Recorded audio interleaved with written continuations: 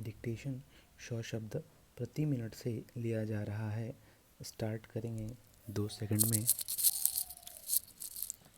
Start. महोदय, पंजाब के अंदर चंडीगढ़ का झगड़ा हो। सरकार ने जिस झगड़े को टालना चाहा, वह झगड़ा और अधिक उग्र रूप लेकर देश के और सरकार के सामने आया। इसलिए मैं चाहूँगा कि इस सरकार को आगे के लिए यह परंपरा डालनी चाहिए कि जब भी इस प्रकार के कोई प्रश्न आए तो उन प्रश्नों पर दृढ़ता से विचार किया जाए और तत्काल उनका समाधान किया जाए। वर्षों तक उन प्रश्नों को लटकते छोड़ लोगों को आपस में संघर्ष का अवसर नहीं देना चाहिए। मैं आपसे निवेदन कर रहा हूं कि राष्ट्रीयकरण के समर्थक हैं वे भी राष्ट्रीयकरण को साध्य नहीं मानते।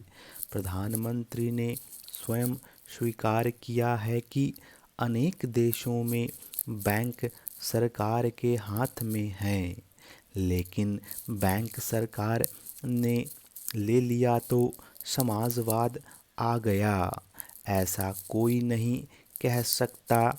जिन देशों में समाजवाद नहीं है वहाँ बैंक सरकार के हाथों में है।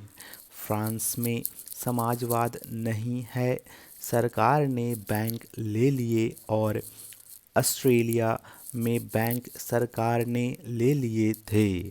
लेकिन बैंक कर्मचारियों ने के आंदोलन के फलस्वरूप चुनाव में जब नई सरकार बनी तो बैंकों का राष्ट्रीयकरण समाप्त करना पड़ा।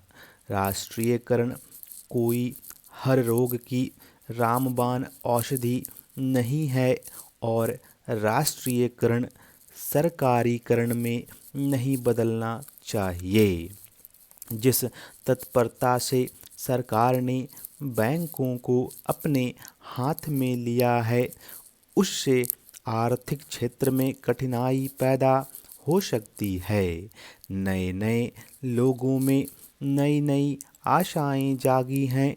क्या ये आशाएं पूरी की जा सकेंगी? अगर ये आशाएं पूरी नहीं की गईं तो उनके परिणाम भयंकर होंगे। सहकारिता के क्षेत्र में हमने लोगों में इरादा नई आशाएं जगाई हैं।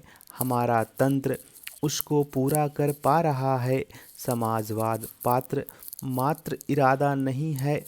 इरादे अच्छे हो सकते हैं, नेक हो सकते हैं, लेकिन जिस मशीनरी के द्वारा, जिस तंत्र के द्वारा वह इरादे व्यवहार में लाने हैं, अगर वह मशीनरी भ्रष्ट है, अगर वह तंत्र अक्षम है, अगर जनता के प्रति उनके हृदय में सहानुभूति नहीं है, तो फिर राष्ट्रीयकरण भी सहकारिता की तरह से एक बदनाम चीज़ हो जाएगी।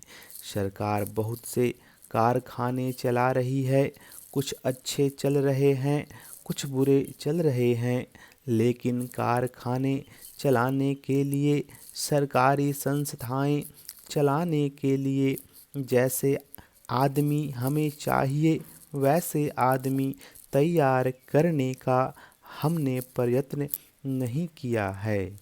सार्वजनिक उद्योगों को सफल करना सरल नहीं होता।